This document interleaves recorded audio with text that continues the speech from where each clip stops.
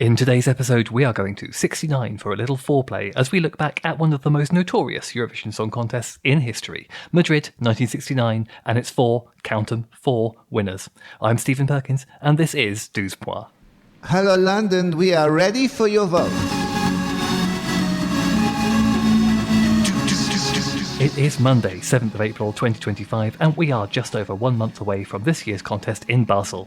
We've got another deep dive feature coming up in just a moment, but first, let's take a quick look at the headlines from the last 7 days. First up, the BBC has launched a hunt to find the UK's favourite 21st century Eurovision song. Members of the public have until 12 noon this Friday, 11th of April, to vote for their top 5 tracks from a shortlist of 67 drawn up by a group of Eurovision experts and others, with the results set to be revealed in a top 40 countdown hosted by Michel Visage on 22nd of April. So if you spent the last 10 years furious that nobody recognises Tonight Again by Guy Sebastian as the greatest Eurovision song of all time, well, there's not really anything I can do for you, but you can finally cast a vote into the ether and hope that it counts. To have your say, visit bbc.co.uk/Radio2Eurovision.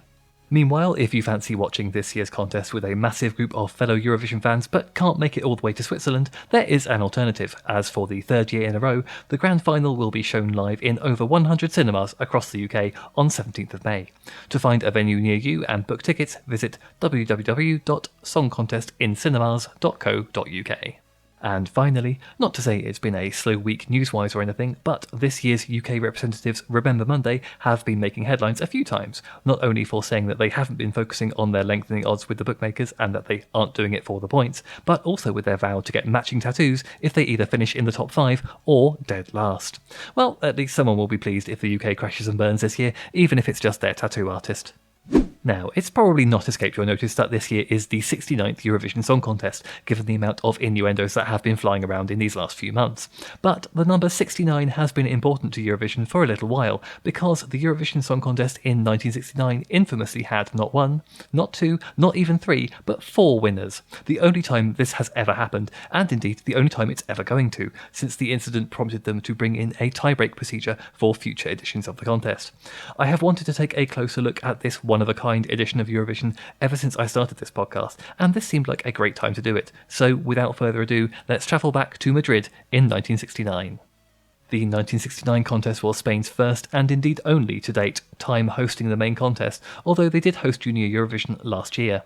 This came about after Maciel's victory with La La La in London in 1968, beating pre-contest favourite Cliff Richard by a single point. Following her triumph, it was decided that the next contest would be held in Madrid's Teatro Real, although Spain was a controversial host country at this time, as it was under the rule of the fascist dictatorship of Francisco Franco. Indeed, while Austria's official reason for withdrawing from the 1969 contest was that they couldn't find a suitable representative, it was thought that they simply did not want to take part due to the contest being in Spain.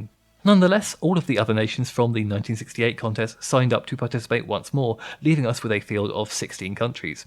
Larita Valenzuela, one of Spain's first ever television presenters, was selected as the host for that year's contest, with Ramon Diaz as the contest director.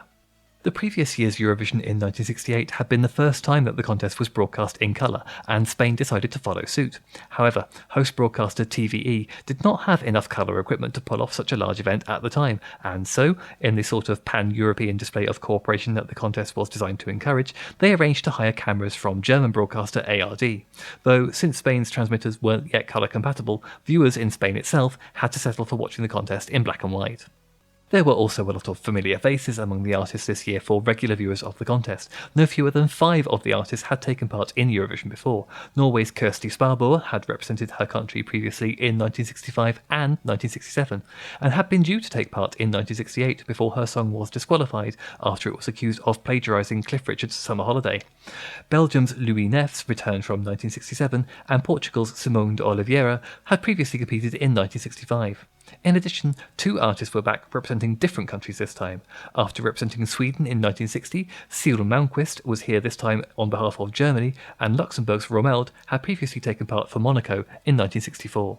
The contest opens with Larita greeting the viewers watching in a variety of different languages, relying on a book that she's holding to read a few of them out, which does make the sequence a little bit faltering, although it is a lovely idea and one that was definitely worth doing. And in all fairness, it was a bit unrealistic to make one person memorise how to say good evening in that many languages and expect them to get them all right on live TV. Having recently watched this contest for the first time, one thing I can quickly say in its favour is that 1969 was a very competitive field indeed. There's not really a duff tune in the bunch, even if some aren't quite as strong as others. It is surprisingly easy to see how there ended up being a four-way tie for first place, with so many great entries this year, even if my favourite song of the bunch wasn't actually part of that four-way tie, but we'll get back to that later. One more thing that's worth mentioning before we get into the songs themselves is just how swift the contest feels to a modern day viewer, with very little time in between the songs. This is of course partially because there's no elaborate staging to set up or take down, and it is really just a case of one act leaving the stage and another one arriving, but also because this was before the time of the pre-performance postcards. In fact, we kind of have the 1969 contest to thank for those, because they were invented for the 1970 contest in Amsterdam, after Sweden, Portugal, Norway and Finland, in addition to the already boycotting Austria, declined to take part, seemingly in protest at the outcome from 1969, leaving the organisers with just 12 participants and a need to pad the running time. And so on to the songs, and things get underway with Yugoslavia's Ivan with Pozdrav Svijetu, or Hello World, an apt way to open the contest as he sings a bunch of greetings in different languages during the second verse, perhaps angling for the host gig next year if this song ends up winning. He's also one of our snazziest male dresses of the evening, in a rather funky green jacket with red, green, gold and white patterned lapels. Not quite so sartorially remarkable is Robol for Luxembourg, who's up next, and he's in a slightly more conservative grey evening jacket with black piping. His song Katerina is a sweet ballad performed with passion, one of the evening's less standout songs, but still a decent effort. Things really kick up a gear though when Spain's Salome arrives for the third song of the evening, Vivo Cantando, or I Live Singing. Not to get too hung up on everyone's outfits, but hers is an excellent choice because she comes out in this high-necked blue jumpsuit with lots of fringing, which really comes into its own as she swishes around on the spot while she's singing. This is probably as close to a staging concept as the contest got in 1969, but it is a solid one because it makes it as visually engaging to watch as it is fun to listen to, and being our first properly up-tempo track of the contest, it really made me sit up and take notice. After that, it's time for Monaco's Jean-Jacques with Maman Maman, which was a record setter at Eurovision for a couple of reasons. At 12 years old, he was the youngest person to participate in Eurovision to date, although that record went on to be broken by 11-year-old Nathalie Pack, representing Belgium in 1989. And he was also the first participant to have been born after the contest was founded in 1956.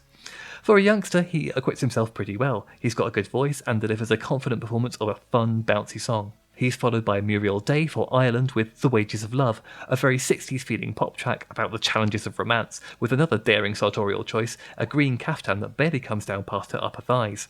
Again, this is a very convincing effort from Ireland. She's a very talented and charismatic singer, and there are some lovely harmonies going on if you ignore the absolutely hideous outfits that her poor backing singers have been lumbered with. Then we're back to Balladsville for Italy's Eva Zanicchi with Due grosse lacrime bianche, or Two Big White Tears. This one makes for a nice change of pace after the more poppy nature of the last three tracks, and it is a lovely song, sincerely delivered by Eva, who's resplendent in a sparkly sky blue dress. The only real problem with her performance is a couple of moments where she doesn't seem entirely sure which camera she's supposed to be looking into, but it's not enough to off-balance the song, which does sound a little bit like the Jacksons' I'll Be There in places. Up next is the United Kingdom's Lulu with Boom Banga Bang, a performance I have to admit I struggle with a bit.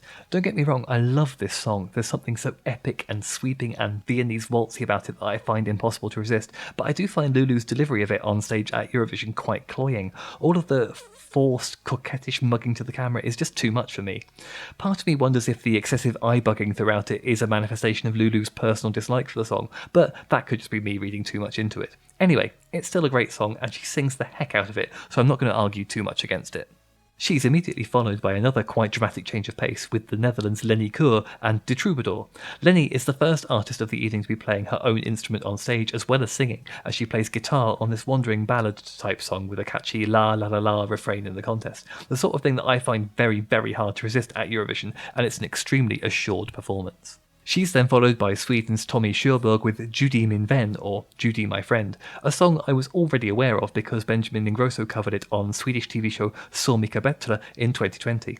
This is quite a fun, laid-back track that makes great use of the brass section of the orchestra, but it maybe never quite picks up the pace enough to make an impact in a night of generally very strong songs. Then we have Belgium's aforementioned Louis Neff's with Jennifer Jennings, which also really deploys the orchestra's full bombast, and which features possibly my favourite moment of the entire night, the little celebratory whoop moment he does with his arms as he goes into the chorus. It's just so awkward but endearing, and perfectly fits with his general TV newsreader kind of vibes. The next artist is Paula for Switzerland with Bonjour Bonjour, our second greeting-themed song of the night, and as I covered in my two-part history of Switzerland at Eurovision earlier this year, this one is surprisingly in German rather than French. She's a great performer, and this song is a lot of fun too, particularly when it all goes a chorus line in the final third. The only criticism I have for this one is the dress, which is A-line and covered in this daisy pattern that, from a distance, makes her look a little bit like a Dalek. She's followed by Norway's three-peater Kirsty Sparber with Oi Oi Oi, Så glad jag skal bli, or Oh Oh Oh I'm So Happy. This one unfortunately gets my vote for the weakest song of the night. It starts off well and there's a nice kind of carnival energy to the drumming, but it just drags a little bit in the verses. Incidentally, there is a rather sad bit of trivia around Kirsty. Despite having competed at Eurovision 3 times, she received a grand total of 4 points across all of her entries, though I guess that's an indictment of the scoring system in use at the time as much as anything else. Germany's Syl Malmqvist, borrowed from Sweden, is up next with Prima Ballerina. This is a decent song that has a bit of Spanish flamenco flavour to it. Again, it's not up there with the strongest entries of the night overall, but it is a solid enough effort, and she sells it really well with her performance, really doing everything she can to bring some movement and life into it. Then it's time for France's Frida Bocara with Un jour un enfant, One Day a Child, and it's very much what you'd expect from a French entry. It's a soft, wistful ballad. She's got a fantastic voice, strong, clear and powerful, and the whole thing just gives winner vibes from the outset really. There's no need for any bells and whistles on this one because the base materials are so strong. The penultimate song of the night is Portugal's Simone de Oliveira with Desforrada Portuguesa, or in English, Portuguese husking, which still doesn't make a lot of sense to me, but I'm assuming it is something idiosyncratically Portuguese. This one has a very dramatic musical intro and her vocals are crisp and clean throughout, almost operatic in their tone. She is absolutely working the camera in all the close-ups as well, and I think this performance is just firing on all cylinders. It might not surprise anyone who knows me, but this is far and away my favourite song and performance of the night. And finally, we come to Finland's Jarkko and Laura to close the competition with Kuin Siloin Enin, like before. They're the only duo in the contest this year, and they're as close to a comedy entry as we're likely to get around this time, since they make a big show of her putting a boater hat on him as the song starts, and he's carrying this cane while they're performing. They even have a little bit of a dance break in the middle of the song where he does something vaguely resembling a Charleston. It's maybe not the most dramatic end to the whole evening, but I still really like this one for being entirely unlike the other entries of that year and also having some really lovely harmonies. With the songs all taken care of, we briefly return to Larita and her big book before we get to the evening's intermission, a very strange, surrealist film called La España Diferente by Javier Aguirre, which I freely admit I can't make head nor tail of, but it is very fun to watch nonetheless. This is something, to be honest, I'd love to see a return to at Eurovision. Interval entertainment that is almost defiantly non-commercial, something that is totally at odds with the rest of the evening, but also feels totally right for the host broadcaster at the moment, which this inexplicably does. It is admittedly unlikely to ever happen again at Eurovision, but I can keep dreaming. It's much more fun than the song about Martin Österdahl anyway. After that, it's finally time for the voting. Now, this was the era when each country had a jury of 10 people, each of them giving 1 point to their favourite song. So there were a maximum of 10 points available to be dispersed however they saw fit, as long as they didn't vote for their own country, of course. I'm not going to sit here and give you a play-by-play of each country's voting because, frankly, you can go to Wikipedia if you want the details, but there are a few moments of tension as the proceedings play out, including when Sweden are accidentally awarded the 2 points from Yugoslavia that were meant for Switzerland, the Spanish words for Sweden and Switzerland being quite similar, and the moment where the Spanish spokesperson is asked to repeat their scores as the invigilators mistakenly believe they've only given out 8 points rather than 10. Monaco also get asked to repeat their scores because an error with the scoreboard operator gives Spain 4 points from them rather than the 3 that Monaco were actually offering. Now, I'm sure this was a genuine mistake rather than a deliberate attempt by the host broadcaster to rig the contest in their favour, although if it hadn't been spotted, it could have ended up changing the course of Eurovision history. Because they didn't have a lot of fancy technology at this time, first place was indicated by the camera zooming in on that part of the scoreboard after each round of voting, and the United Kingdom takes an early lead, then takes a backseat to France, before heading out in front again, only to be overtaken again by the Netherlands. By the time we reach the penultimate set of votes from Portugal, we have a three-way tie between Spain, Netherlands and France, all on 18 points, with the UK just 1 point behind. The final country to vote is Finland, who give 3 points to Ireland, 3 to Sweden, 2 to Switzerland, 1 to Italy, and 1 to the UK, meaning we have a 4-way tie for first place between Spain, the United Kingdom, Netherlands, and France. I have to admit, I was expecting this to be a little bit more dramatic. I thought there would be chaos, people running around the set tearing their hair out, smoke coming from behind the scenes, all of that. So it is a testament to the professionalism of everyone involved that the end result isn't really anything like that. All that happens is that Lorita throws over to the team of invigilators a little bit nervously, and they confirm that yes, we have got 4 winners of the contest this year, since there's no rule in place to resolve a tie. Lorita double checks with them that the 4 countries have indeed won the contest, and you can see why she'd want to make absolutely sure, since I'm guessing this was not a scenario that had ever been rehearsed, otherwise they would have had a plan in place to resolve a tie. But yes, it's confirmed, once again, 4 countries are tying for the top score, therefore we have 4 winners. Given that this was an unprecedented situation, there were a few hiccups as a result of this tie. For starters, it was customary at the time to award medals to the winning artists and songwriters, and by a massive stroke of luck, 4 medals had actually been made in preparation for the winning song having up to 3 writers, so there were at least enough medals for all of the winning artists, even if it meant the songwriters had to go without for now. Rumour has it that the songwriters did eventually get their medals, but not until a few days later. It is probably a good thing that all 4 of the winning countries had won the contest before. I can only imagine how much it would suck for your first victory at Eurovision to happen under these circumstances. Although 1969 did see Spain becoming the first country to win the contest 2 years in a row, and it remains their most recent Eurovision victory to this day. So, we had 4 separate medal presentations, with Maciel doing the honours, and then, best of all, because we had 4 winners, we had to have 4 winners' reprises. I don't know how long the 1969 contest was intended to run for, although the 1968 contest came in at around 90 minutes, so I would assume this one was planned to be about the same, but it is safe to assume that this one probably overran its broadcast slot, as the number of encores required meant that it clocked in at almost an hour and 3/4 in the end. So, yes, ultimately, this was a very formative contest in that the organisers realised that they couldn't allow this to happen again. After all, it would undermine the credibility of the contest if they ever had another scenario in which a quarter of the songs that were entered ended up winning. But, bizarrely, the plan they came up with in response was barely a sticking plaster. No adjustments were made in 1970 to the scoring system that had caused this tie in the first place, and the plan devised that year to resolve a tie for first place was that each of the songs involved that would be performed for a second time. Then there would be a show of hands from the national jury, other than those from the nations involved, as to which one they thought was the best. This seems mad to me, because although it would have solved the superficial problem of the lack of an outright winner in 1969, using this system to resolve a 4-way tie would have probably made this contest overrun by even more than it actually did.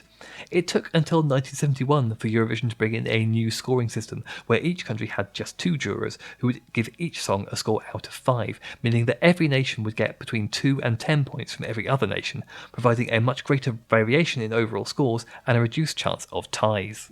Plus, the tiebreak system was revised again in 1989, possibly in response to the very narrow margin by which Switzerland won the 1988 contest over the United Kingdom, and taking the modern scoring system into account, so that the winner would be determined by the country that had received the highest number of maximum 12 points, then 10 points if it was still unresolved, then 8 points, and so on.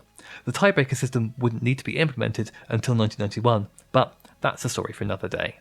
That's it for this week. I'll be back next Monday for a look at the latest Eurovision headlines, so please do come back and join me then. Don't forget to hit subscribe on your podcast platform of choice if you haven't done so already, and maybe even leave us a glowing review to help us climb our way up the podcast charts. Until next time, good night Europe, and good morning Australia.